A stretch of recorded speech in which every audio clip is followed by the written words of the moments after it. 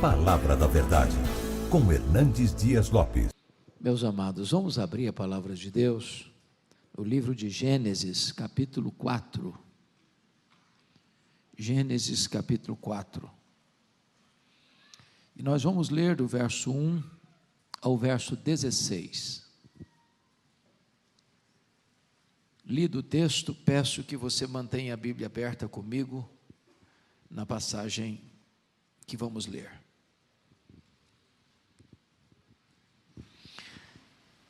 Coabitou o homem com Eva, sua mulher. Esta concebeu e deu à luz a Caim. Então disse: adquiri um varão com o auxílio do Senhor. Depois deu à luz a Abel, seu irmão. Abel foi pastor de ovelhas e Caim lavrador. Aconteceu que no fim de uns tempos trouxe Caim do fruto da terra uma oferta ao Senhor. Abel, por sua vez, trouxe das primícias do seu rebanho e da gordura deste. Agradou-se o Senhor de Abel e de sua oferta, ao passo que de Caim e de sua oferta não se agradou.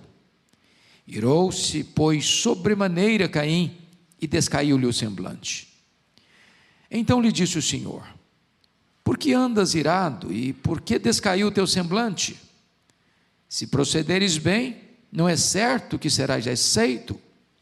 Se todavia procederes mal, eis que o pecado jaz à porta. O seu desejo será contra ti, mas a ti cumpre dominá-lo. Disse Caim a Abel, seu irmão: vamos ao campo. E estando eles no campo, sucedeu que se levantou Caim contra Abel, seu irmão, e o matou. Disse o Senhor a Caim: onde está Abel, teu irmão? Ele respondeu: não sei. Acaso sou eu tutor de meu irmão? E disse Deus: que fizeste? A voz do sangue de teu irmão clama da terra a mim. És agora, pois, maldito por sobre a terra, cuja boca se abriu para receber de tuas mãos o sangue de teu irmão. Quando lavrares o solo, não te dará ele a sua força. Serás fugitivo e errante pela terra. Então disse Caim ao Senhor: é tamanho o meu castigo que já não posso suportá-lo. Eis que hoje me lanças da face da terra, e da tua presença hei de esconder-me. Serei fugitivo e errante pela terra. Quem comigo se encontrar me matará. O Senhor, porém, lhe disse: assim qualquer que matar a Caim será vingado 7 vezes. E pôs o Senhor um sinal em Caim, para que o não ferisse de morte quem quer que o encontrasse. Retirou-se Caim da presença do Senhor e habitou na terra de Nod, ao oriente do Éden. O tema que eu quero tratar com os irmãos nesta noite é cuidado com os seus sentimentos. Cuidado com os seus sentimentos. Matthew Henry, ilustre comentarista bíblico, disse que neste capítulo, neste episódio, nós temos o mundo e a igreja dentro de uma mesma família. Nós temos Caim e temos um Abel numa mesma família. Esse texto é soleníssimo, porque ele alerta a você e a mim que o nosso maior problema não está fora de nós, está dentro de nós. O nosso maior inimigo não é o outro, somos nós mesmos. No capítulo 3, nós percebemos que Adão e Eva são vencidos pelo diabo. Mas neste capítulo, Caim é vencido pela carne. No capítulo 3, Eva é seduzida a pecar. Mas no capítulo 4, Caim não aceitou ser dissuadido do seu pecado, nem mesmo por Deus. Na verdade, ele não vai confessar o pecado, nem vai aceitar a disciplina divina. Eu queria então tratar desse assunto com os meus irmãos à luz desse texto, trazendo aqui algumas lições muito importantes para a nossa reflexão. Primeira lição do texto: temos que ter cuidado com os nossos sentimentos, porque eles são muito perigosos e eles transpiram dentro da família. Esse texto, meus irmãos, é uma refutação clara de uma filosofia muito popular nos nossos dias, já estabelecida por John Locke. Vejam vocês, que John Locke dizia que o homem é uma tábua rasa, uma folha em branco. O homem é produto do meio. Mas vejam comigo, que Abel e Caim não tinham um meio corrompido, maligno, para atingi-los. Não tinha violência, não tinha tráfico de drogas, não tinha injustiça social, não tinha descalabro de costumes.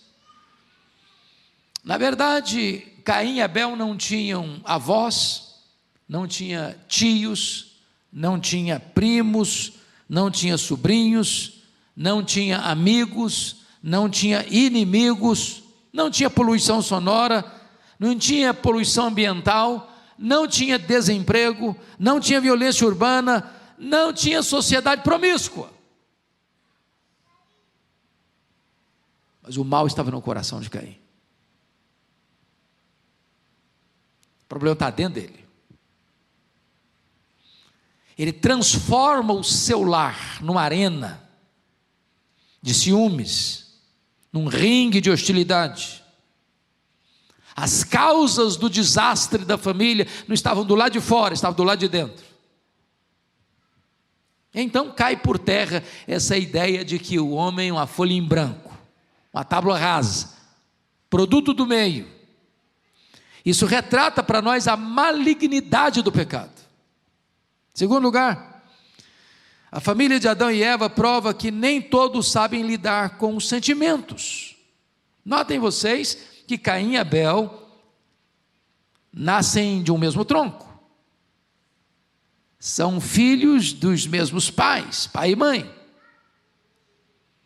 Eles recebem as mesmas instruções. Eles sugam o mesmo leite materno. Eles vivem no mesmo ambiente. Eles escutam as mesmas histórias. Entretanto, diz 1 João 3,12, que Caim era do maligno. E Abel era um homem temente a Deus. Caim era um hipócrita. E Abel era um homem temente a Deus. Caim tinha uma falsa religião. Abel tinha uma religião verdadeira. Abel adorava a Deus. Caim concorria com seu irmão. Notem que esses dois irmãos nascem na mesma casa, mas eles crescem de forma diferente, eles têm vocação diferente, eles têm religiões diferentes. A religião de Abel era verdadeira, a de Caim era falsa. O que é curioso é que quando os meninos nascem, nasce o Caim, o primogênito, e recebe o nome possessão, ou adquirido por Deus. Esperança dos pais está ali, talvez até pensando que já era o cumprimento da promessa do Messias. Quando nasce Abel, dá-lhe o nome de sopro, ou vaidade, passageiro. Quando dão o nome de Caim, os pais estão dando um nome pomposo, cheio de esperança, cheio de expectativa, mas dar nome bonito aos filhos não é tudo. Não é tudo. Não basta dar nomes bonitos aos filhos. É preciso forjar neles o caráter de Cristo, instruí-los na verdade. Então vejam vocês que nesse lar havia prática religiosa. E onde eles aprenderam isso? Com os pais, porque não tinha outros instrutores. Ambos se apresentam para adorar a Deus. Está escrito isso. Versículo 3: aconteceu que no fim de uns tempos trouxe Caim do fruto da terra uma oferta ao Senhor. Abel, por sua vez, trouxe das primícias do seu rebanho, da gordura deste. Então, ambos se apresentam para adorar. Porém, o que se percebe nos bastidores é que nessa casa onde tem altar, tem também ciúmes, inveja, disputa, quebra de comunhão, crise de relacionamento, mágoa congelada, insatisfação em ver o sucesso do outro. Nesse lar tem gente mal-humorada, gente que tem um vulcão no coração, gente que o semblante está descaído, o coração envenenado de ira, com o peito encharcado de ódio, e a vida deixa de ser uma celebração.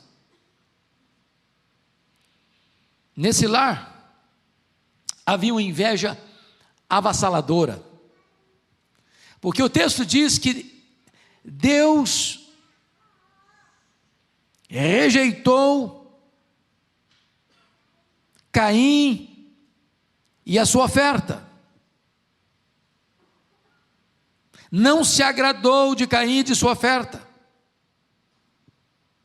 enquanto Deus se agradou de Abel e da sua oferta. E aqui entra uma disputa de Caim, e diz o texto que ele fica irado, e não é só irado, versículo 5 diz que irou-se sobremaneira, e descaiu o seu semblante. E notem vocês que nós chamamos isso de inveja. Inveja é pior que ódio. Sabe por quê? Porque uma pessoa que tem inveja da outra, ela não suporta que a outra tenha qualquer vantagem em relação a ela. Foi a história do Saul e do Davi. Se você ler o primeiro livro de Samuel atentamente, uma música foi a causa da loucura de Saul. A música que fez sucesso nas paradas da FM de Israel. Saul matou seus milhares, Davi os seus 10 milhares, isso perturbou a alma dele. Nunca mais ele teve saúde emocional. Nunca mais. Porque na cabeça do Saul, ninguém podia ser mais prestigiado do que ele. O invejoso ele quer não o que o outro tem. O invejoso não quer que o outro tenha. O problema do irmão do pródigo. Ele não suportava a ideia de que o irmão pudesse ter.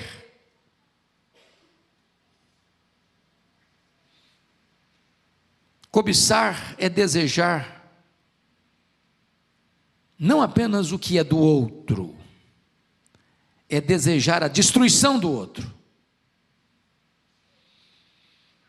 Quando você lê, por exemplo, a invasão do Iraque ao Kuwait, em agosto de 1990, vocês bem sabem como muitos foram mortos, muitos cidadãos ricos do Kuwait foram mortos, mas sob a pressão internacional e o feroz ataque das forças americanas, Saddam Hussein precisou se retirar do Kuwait, e fez isso em fevereiro de 1991, menos de um ano depois. Mas antes de Saddam Hussein sair do Kuwait, ele ateou fogo aos poços de petróleo, dos quais já não podia usufruir, Já que eu não vou usufruir, que ninguém usufrua. Já viu isso em crimes passionais? Se você não for minha mulher, mulher de ninguém você vai ser mais, então mata. Você terminou o meu namoro comigo? Então morre. Se não é meu, não é minha, não é meu, então não vai ser de mais ninguém. É por isso que a Bíblia vai dizer lá em 1 de João 3,12 que o Caim era filho do maligno, ele era do maligno, porque o maligno é destruidor. Ele não suporta ver o sucesso do outro, ele não suporta ver o bem do outro, ele não suporta que o outro seja na frente dele. Essa é a famosa lenda da cobra e do vagalume. A cobra começou a perseguir o vagalume, e o vagalume pulando aqui para ali, dali para acolá, tentando se livrar do ataque feroz da cobra. Cansado de tanto fugir, o vagalume para e pergunta para a cobra assim: bom, antes de ser destruído, eu posso fazer pelo menos 3 perguntas? A cobra diz: tá bom, faço concessão, vamos lá. Primeira pergunta: eu te fiz algum mal para você estar me perseguindo? A cobra diz: não, você não fez mal nenhum para mim não. Segunda pergunta: eu faço parte da sua cadeia de alimentação para você estar me perseguindo? A cobra diz: não, você não faz parte da minha cadeia de alimentação também não. Terceira pergunta: então por que você quer me destruir? A cobra respondeu: porque eu não tolero ver você brilhar. Eu não tolero ver você brilhar. Esse é o ciumento. É uma doença terrível, é um pecado terrível. Segundo lugar, irmão, segunda lição do texto: os sentimentos perigosos, eles são tão sutis, e por isso temos que ter cuidado com eles, que eles transpiram até na hora da adoração. E a adoração é a maior prioridade da nossa vida. Não é missões que é a maior prioridade da vida, é adoração. Porque missões acontecem para que todos os povos adorem a Deus. O fim último não é o homem, é Deus, é a glória de Deus. O fim principal do homem é glorificar a Deus e gozá-lo para sempre. E a missão mais nobre do homem, mais importante do homem é a adoração. Mas notem, que antes de Deus aceitar a nossa adoração, Ele precisa aceitar a nossa vida. Não tem performance, não tem desempenho, não é quão brilhante você foi no palco, não é quão afinado você cantou, não é quão generosa foi a oferta que você depositou, não quão eloquente foi o sermão que você pregou. Deus requer primeiro vida. E vejam vocês que o texto diz graficamente que primeiro Deus agradou-se de Abel e depois Deus agradou-se da oferta de Abel. Primeiro Deus rejeitou Caim e depois Deus rejeitou a oferta de Caim. É o pacote, é o conjunto. A vida vai primeiro que a oferta, é a essência da oferta. É por isso que a Bíblia diz lá em Provérbios 21, 27, que o sacrifício do ímpio é abominação para Deus. E é nesse sentido também que Jesus Cristo disse que Deus é espírito. E importa que os seus adoradores o adorem em espírito e em verdade. E note você que espírito aí não é com letra maiúscula, é com letra minúscula. Quando o texto diz adorar em espírito e em verdade, significa, em espírito significa de todo o seu coração, sinceramente, não de forma hipócrita. E em verdade significa que o seu culto tem que ser bíblico, de acordo com as próprias prescrições divinas. Eu não tenho autorização para adorar a Deus do meu jeito, do meu modo, da minha maneira, do jeito que eu quero ou gosto, ou da maneira que as pessoas querem traçar, ou ensinar, ou orientar. Não, Deus estabeleceu na sua palavra a maneira como Ele quer ser adorado. Mas se você perceber, a vida de Caim desmente a sua oferta por algumas razões. Primeiro, 1 de João 3,12 diz que ele era do maligno, e por isso assassinou seu irmão.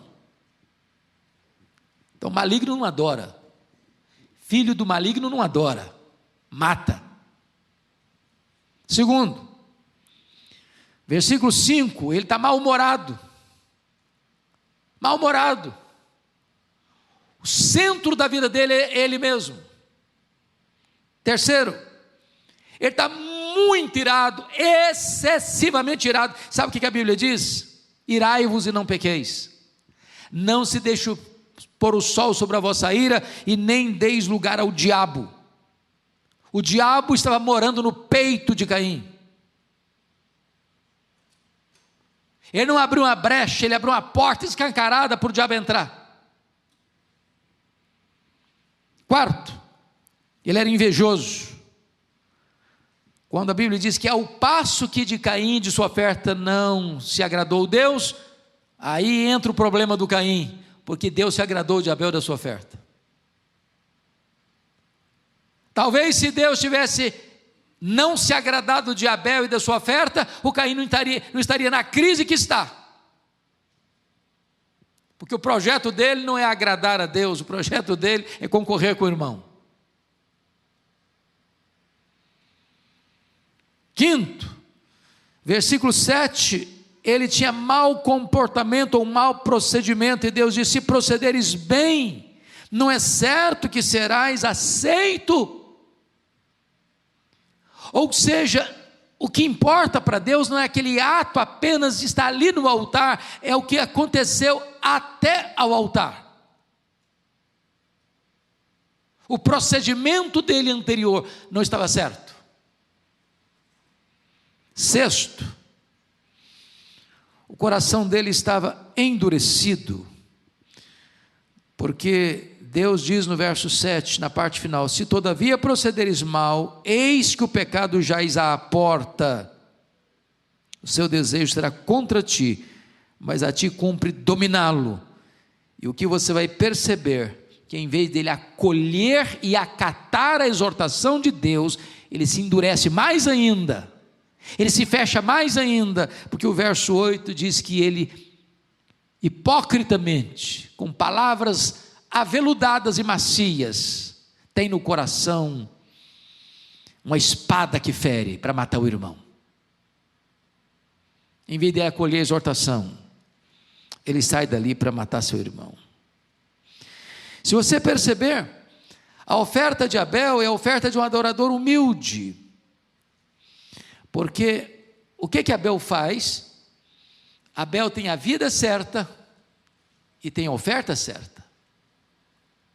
Ele traz das primícias do seu rebanho, e certamente Adão e Eva já tinham contado para eles, os filhos, de como Deus os vestira no Éden. Um animal foi sacrificado, sangue foi derramado, para que eles fossem convenientemente vestidos. Deus fez roupas de peles de animais, e aquilo não é apenas uma roupa mais chique do que folhas, ou mais duradoura do que folhas. Ali estava a base, a semente, o germe, o nascedouro da doutrina da expiação, de que o inocente tem que morrer, o sangue tem que ser derramado, para que o pecador seja coberto, porque sem derramamento de sangue não há remissão de pecados. Quando Abel traz as primícias do seu rebanho, ele está reconhecendo que a forma que Deus queria ser adorada já estava estabelecida desde o princípio, e ele não quer mudar esse princípio, ele não quer mudar essa norma, ele não quer mudar esse planejamento de Deus, esse propósito de Deus na adoração. A oferta de Abel era apropriada, pois tipificava o sacrifício de Cristo, enquanto a oferta de Caim representava o melhor esforço do homem. Um é a salvação pela graça, outro é a tentativa da salvação pelas obras. O culto de Abel é bíblico e revelado, não é apenas uma expressão cultural, não é o que eu gosto, não é simplesmente para eu me sentir bem, não é para atender o gosto deste ou daquele, ou a preferência do povo. Não podemos trazer fogo estranho para o altar.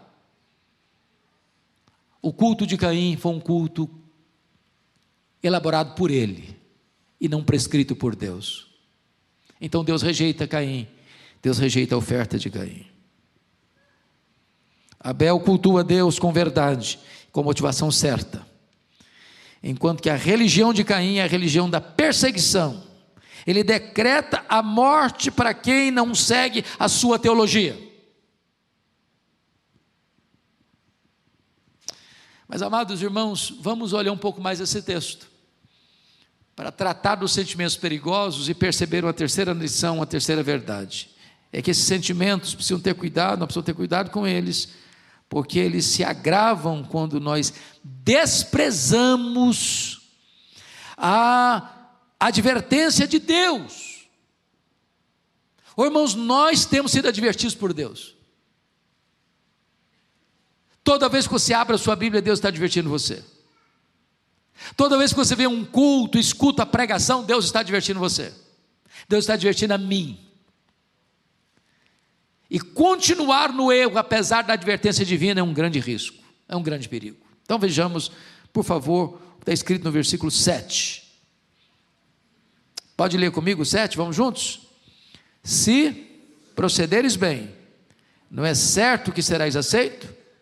Se todavia procederes mal, eis que o pecado jaz à porta, o seu desejo será contra ti, mas a ti cumpre dominá-lo.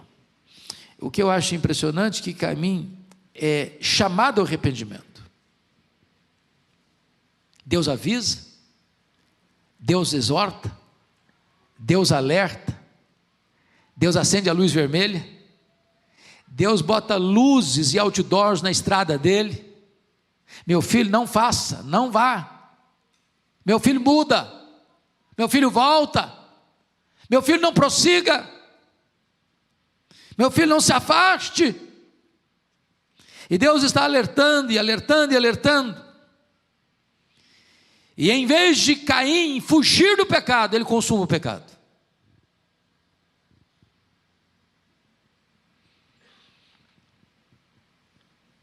Na verdade, o Caim, em vez de voltar-se para Deus, ele foge de Deus e usa máscaras para consumar o seu pecado. Se não, vejamos. A primeira máscara é a máscara da mentira, da traição e da hipocrisia. Olha a palavra que ele vai dizer no verso 8. Leia o 8 comigo.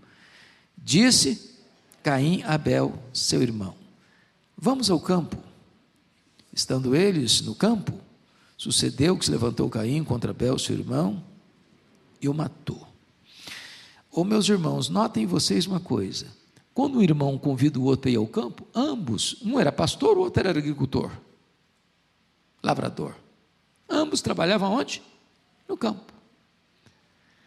Dizer ao irmão: vamos ao campo, vamos comigo, somos irmãos, somos amigos, estamos juntos. Tem palavra doce nos lábios, mas tem intenção maligna no coração.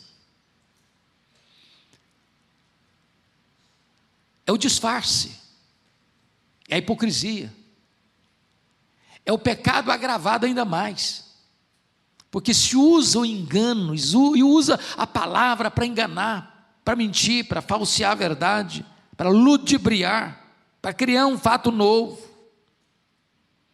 Isso é gravíssimo. E notem que ele está odiando Abel, não porque Abel praticou mal contra ele, porque Abel praticou o bem. Ele não está querendo matar o Abel porque o Abel está errado, ele está querendo matar o Abel porque o Abel está certo. O que incomoda o Caim não são as virtudes do Abel, não são os defeitos do Abel, são as virtudes do Abel. Em vez de ele imitar Abel, ele quer eliminar o Abel. Em segundo lugar, a máscara da violência. Caim matou Abel sem que Abel soubesse que estava indo para uma armadilha e sem que Abel pudesse se defender. Ele se levanta abruptamente. O Abel está indo como um cordeiro para o matadouro. Terceiro, a máscara da crueldade. Ele se levantou não contra o inimigo, contra o irmão. E ele ainda é dissimulado. Porque, sabe o que é curioso? Ele matou no campo. Naquela época tinha 4 pessoas no planeta. Tinha Adão, tinha Eva, tinha Caim, tinha quem mesmo? Abel. Ele comete um crime sem testemunha. O texto não diz o que ele fez com o corpo do Abel. Talvez enterrou. Ou talvez deixou lá para uma besta fera comer. E ele volta para casa.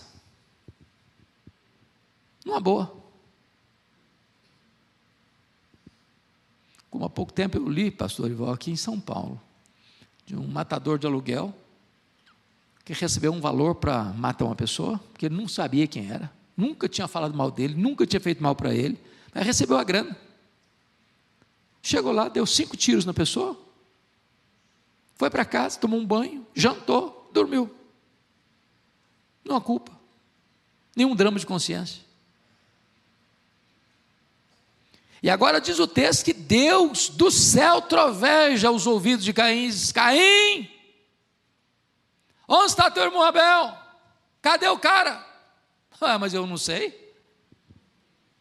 Ué, cadê o homem? Ele é adulto. Sou tutor dele não. Não tem testemunha. Queima de arquivo. E aqueles pecados que são feitos jeitosamente, no escuro, no anonimato, longe das vistas humanas, não podem ser escondidos de Deus. Deus viu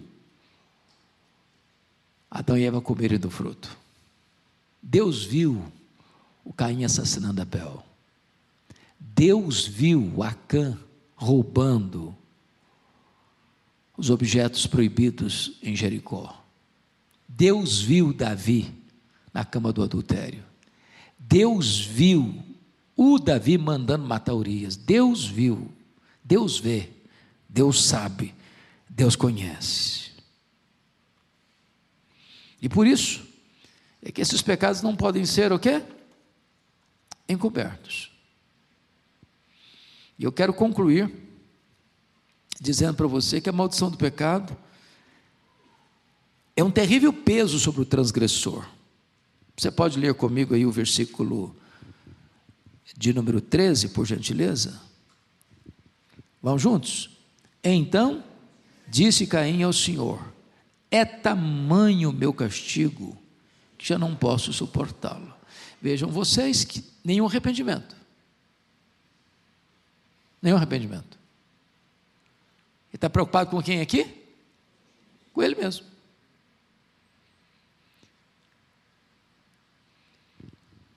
Se ficasse só, é tamanho o meu pecado, ai de mim, porque eu sou um pecador miserável.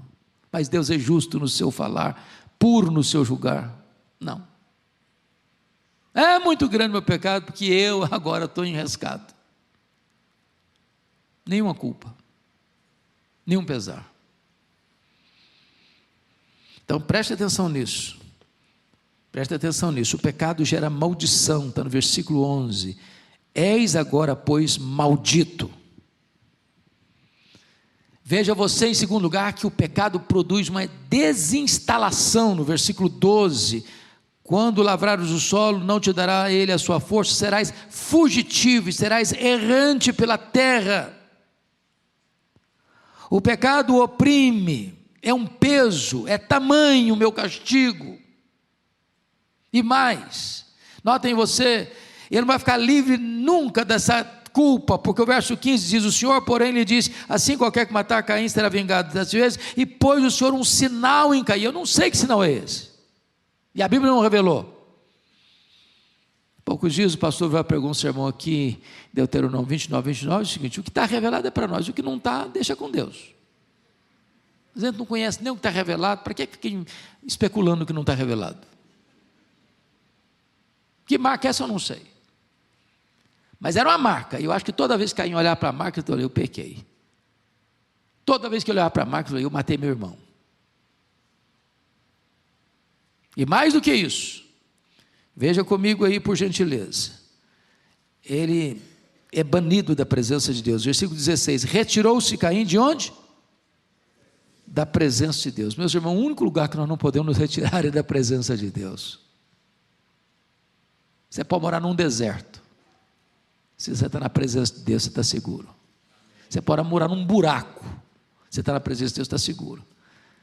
Os cristãos primitivos lá em Roma moravam nas catacumbas de Roma, túneis subterrâneos, sem luz, sem ar fresco, mas eles estavam na presença de Deus.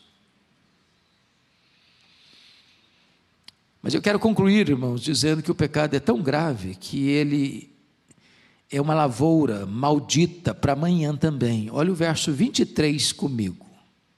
Vamos ver os descendentes de Caim, o que vai acontecer lá no verso 23. E disse, vamos juntos? E disse Lameque às suas esposas, Ada e Zilá: ouvi-me, vós mulheres de Lameque, escutai o que passa a dizer-vos.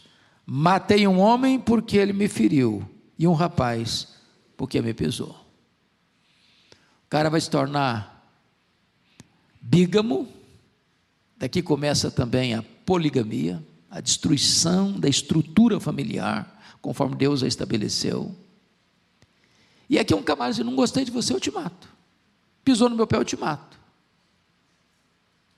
A vida vai perdendo o valor e o significado. É só a partir de 7 que as pessoas vão começar a andar com Deus.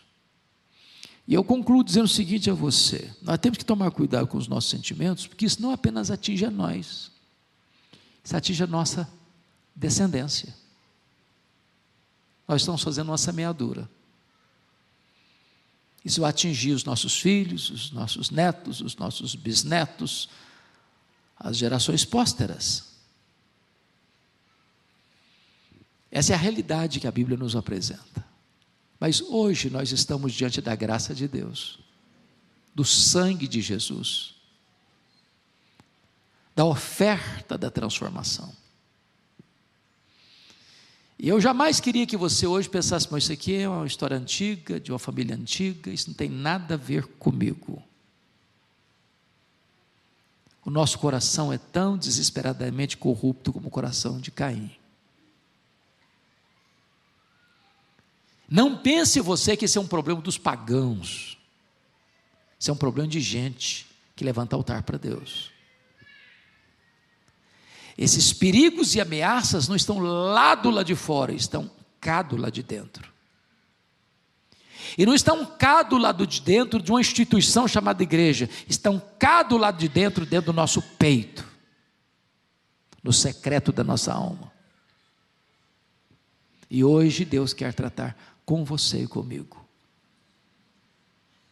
Se há uma nesga de mágoa, de ciúmes, de inveja, de ira, se nós estamos cultuando a Deus, mas o centro de tudo é a nossa própria pessoa, se nós não suportamos ver o outro se destacar, porque o centro do mundo parece ser a nossa própria vida, hoje precisamos ser tratados por Deus, sermos libertos por Deus, de sermos curados por Deus, para que sejamos aceitos e o nosso culto seja recebido e a nossa descendência seja santa, que possa cultivar um relacionamento pessoal com Deus. Vamos orar juntos. Deus está aqui. Ele é o Deus de toda graça. Ele é o Deus que perdoa, Ele é o Deus que restaura, Ele é o Deus que faz novas todas as coisas. Ele é o Deus que nesta noite pode nos tirar esse fardo, para que voltemos para casa livres, como verdadeiros adoradores, que adoram o Pai em espírito e em verdade.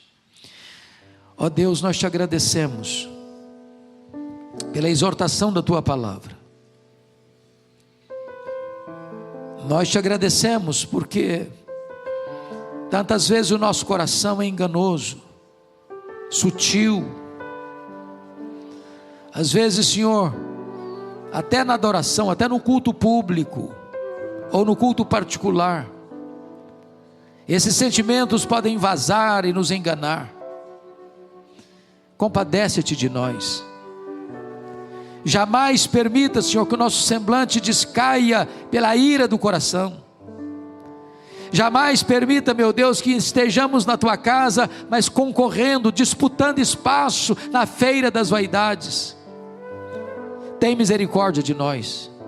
Trata do nosso coração. Que jamais nos rebelemos contra as advertências da tua palavra. Que acolhamos com mansidão a exortação, para que haja mudança, para que haja restauração, para que haja perdão, para que haja recomeço. Queremos comportarmos-nos bem, Senhor, para sermos aceitos. Não nos lances da tua presença, porque o que será de nós se não tivermos a tua presença? Então, Deus, perdoa-nos, lava-nos com o sangue do Cordeiro, tira a mancha, tira a mácula, tira a culpa, tira o pesar, tira a dor, tira a tristeza, Senhor. Traz a alegria da salvação, traz a alegria da comunhão, traz a alegria, meu Deus, de estarmos juntos como povo, como família da fé, adorando aquele que é a razão da nossa vida, o nosso glorioso Redentor Jesus. Muito obrigado por estarmos juntos nesta noite, pela obra da tua graça, em nome de Jesus. Aleluia. Amém.